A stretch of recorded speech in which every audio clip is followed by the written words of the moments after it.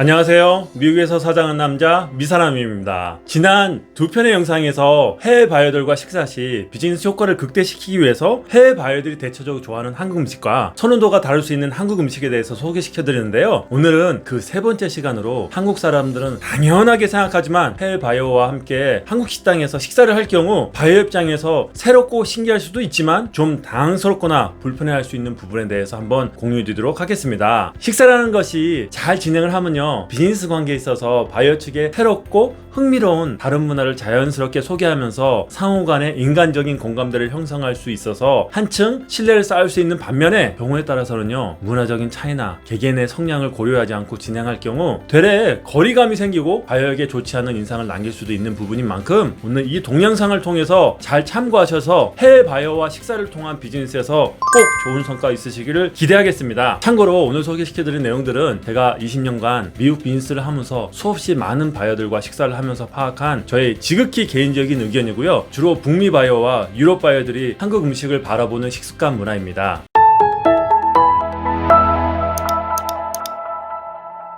첫 번째, 식당 바닥에 앉아서 식사. 첫 번째는 좌석이 아닌 바닥에 앉아서 식사하는 것인데요. 저도 과거에 비즈니스 초기에 몇 차례 해외 바이어들과 앉아서 식사를 해보았는데요. 거의 대부분의 바이어들이 바닥에 앉아서 식사해 본 경험이 없어서 이 부분을 굉장히 신기하더라고요. 그래서 바닥에 어떤 자세로 앉아야 되는지 몰라서 왼쪽으로 앉았다가 오른쪽으로 앉았다가 다리를 폈다가 오므렸다가 반복하면서 불편해하는 것을 많이 경험했습니다. 특히 체구가 크거나 또는 연세가 많으신 분들은 더욱 불편했던 것 같습니다. 예전에 한 바이어분께서 너무 불편한 일이 저에게 오셔서 꼭 앉아서 식사하는 곳을 가고 싶다 라고 간절하게 말씀하시는 분도 있었습니다. 제 개인적인 의견을 드리면요, 해외 바이어분들께서 바닥에서 식사를 하는 것을 불편할 수도 있으니까 의자에 앉아서 할 수 있는 좌식 식사를 할 수 있는 식당을 추천해 드립니다. 그리고 만약 바닥에 앉아서 식사를 할 상황이라면 꼭 그 등 받침대가 있는 식당을 추천해 드립니다. 두 번째, 식당에서 신발 벗는 것. 대부분의 서양 문화에서는 방 안에서 신발을 신고 다니는 문화이잖아요. 그러다 보니까 아침에 집에 나와서 밤에 침실에 갈 때까지 신발을 벗는 일은 거의 없는 거죠. 가끔 한국 식당에 신발을 벗고 들어가는 식당들이 있는데요, 해외 바이어들은 이 부분에 대해서 굉장히 신기하기도 하고 또 당황스러워 하기도 하였습니다. 저도 가끔 미국 바이어 또는 친구 집에 초대를 받아서 가면 그들의 집안에서 신발을 신고 다니는 부분이 처음에는 익숙하지가 않아서 굉장히 낯설었는데요, 지금은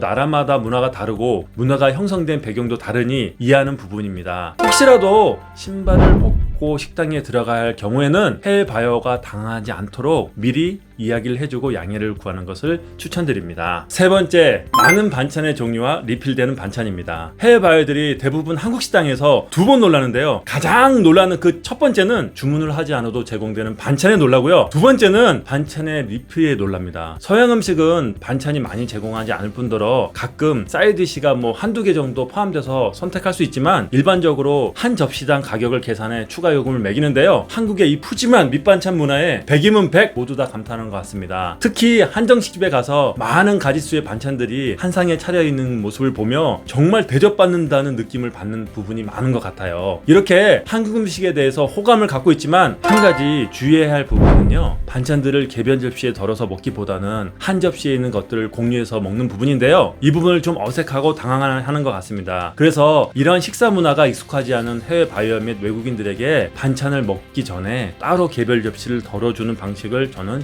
추천드립니다. 네 번째, 찌개를 다 같이 먹는 문화. 해외 바이어들이 한국 식사 문화에서 놀라는 것 중 하나가 한국 식당에서 국, 찌개를 덜지 않고 한 냄비에서 같이 먹는 문화인데요, 요즘은 한국 식사 문화도 점차 바뀌어서 각자의 그릇을 덜어 먹는 경우가 많이 있지만 오래전에 해물탕집에서 식사를 하는데 바이어가 해물탕집에서 같이 먹는 것에 대해서 당황해하며 하나도 먹지 않더라고요. 해외 바이어들은 이런 문화가 익숙하지 않아서 굉장히 충격적이고 비위생적이라고 받아들일 수 있는 부분인 것 같습니다. 요즘은 이런 문화가 많이 바뀌었지만 혹시라도 찌개 또는 국이 한 냄비로 나올 때 꼭 개별 접시로 덜어주는 것을 추천드리고요, 또한 숟가락 및 젓가락을 따로 구분해서 사용하시고 사람별 앞접시를 준비하는 것을 추천드립니다. 다섯 번째, 소리내서 먹는 것. 우리는 크게 의식하지 않는 경우가 많지만 해외 바이어들 눈에는 한국 분들께서 면류나 커피, 차를 마실 때 특유의 그 후루룩 소리 있잖아요, 그 소리를 내서 먹는 것에서 굉장히 신기하게 생각하는 사람도 있고 한편은 예의가 없는 것 같다고 받아들이거나 또는 소리가 좀 거슬린다라고 이야기하는 사람도 있었습니다. 식습관이 다르니 다양하게 해석되는 경우가 있는 만큼 큰 이슈가 아니지만 해외바이어와 식사를 할 때 가능하다면 소리가 지나치게 나지 않도록 조금은 신경 쓰시면 좋을 것 같아 언급드립니다. 그 외에도 해외바이어들이 한국 문화에 대해서 신기하게 생각하는 것들이 있는데요. 팁을 내지 않는 것, 밤 늦게까지 음식점이 영업하는 것, 물을 무료로 제공하는 것, 물수건, 그리고 앞치마를 제공하는 것 등이 굉장히 신기하게 생각했던 것 같습니다.